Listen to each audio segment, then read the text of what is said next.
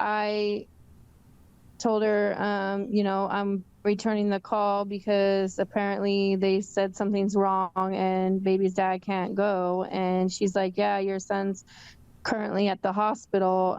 Someone needs to go to you need to go to the Quincy hospital. And I was like, okay, well, I was already getting my stuff to leave, but I was just concerned, asking questions, saying, well, is it serious?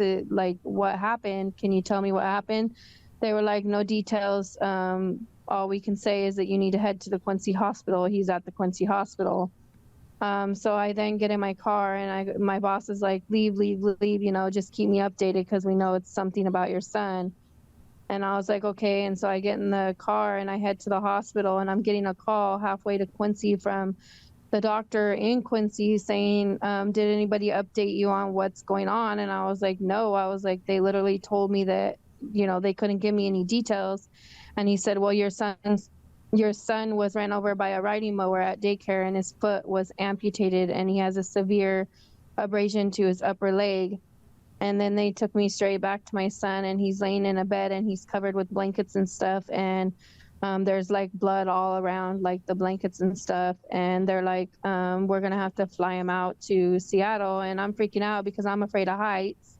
And as soon as they mentioned flying in a helicopter, I started freaking out, saying, well, anything for my son. But I'm like super scared because I'm afraid of heights. But, I have to do this for my son. And they said, well, we're not using a helicopter. We think it'd be better to use a smaller plane because it's going to be high up in the air and the helicopter can't handle that high of like the feet that they have to go up in the air.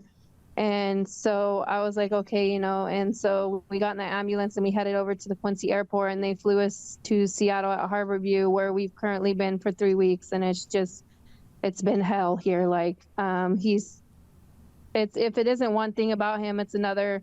He threw up blood last week, had internal bleedings that nobody knew about. And today here we are in bed again with him not being able to eat or anything because he's been throwing up all night and all day. And until we get the x-ray results back to find out what's going on with his stomach, there's just not, like, he can't eat or drink. Have you had anyone update you on exactly how this incident took place at the daycare, as far as, if someone at the daycare, part of the staff, was mowing the lawn when the children were playing and wasn't supposed to be, or if your son somehow got too close to the lawnmower, or exactly how that all entailed? Because like you mentioned, you're never supposed to be operating a lawnmower anywhere close to children.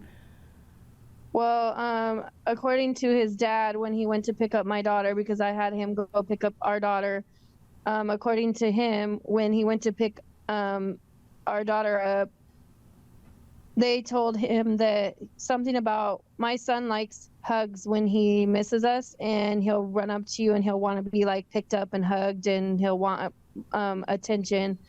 And he ran up to the assistant that was outside and he wanted her to pick him up, and supposedly he got ignored. And that was when he ran over to the other one that was on the riding mower and tried to get her attention, and he slipped and he fell and his foot went under the lawnmower. They tried to pull him out. The bottom part of his leg was saved, and that's why his top part got stuck under when they were pulling him out.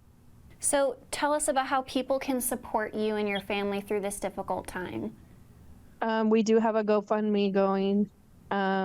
It has slowed down. Our goal is 20,000, but I will probably keep it open because I know that bills are going to rack up, and bills aren't, they aren't going to pay themselves. So we do have a GoFundMe going, and I do have a t-shirt fundraiser going as well that some lady reached out to help me, and it says Team Mateo on it. It has a picture of my favorite picture of my son smiling before the incident, because of course he's probably going to take a while to have that same exact smile back as he had before.